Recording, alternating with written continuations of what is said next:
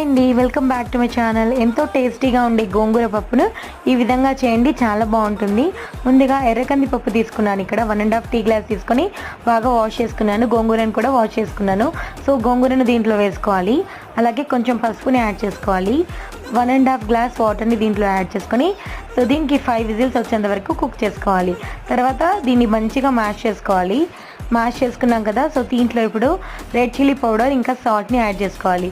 మనకు కావాలంటే green chilli కూడా యాడ్ చేసుకోవచ్చు. నేను ఇక్కడ రెడ్ చిల్లీ పౌడర్ యాడ్ చేశాను. సో అలాగే కొంచెం కరివేపాకు యాడ్ చేసుకొని 1 గ్లాస్ వాటర్ని యాడ్ చేసుకొని సో బాగా మిక్స్ చేసుకొని దీనికి మంచిగా ఒక బాయిల్ వచ్చేంత వరకు కుక్ చేసుకోవాలి. ఒక బాయిల్ వచ్చేసింది కదా, సో ఇప్పుడు దీనికి మంచిగా పోపు పెట్టుకోవాలండి. చాలా బాగుంటుంది. ముందుగా ప్యాన్ పెట్టుకొని కొంచెం ఆవాలు, జీలకర్ర, ఎండుమిర్చి, కొంచెం వెల్లుల్లి దంచి కచ్చపచ్చగా వేసుకోవాలి. అలాగే కరివేపాకు, పసుపుని యాడ్ చేసుకొని ముందుగా కుక్ చేసి పెట్టుకున్న పప్పులో వేసుకుంటే ఎంతో టేస్టీగా ఉండే గోంగూర పప్పు రెడీ.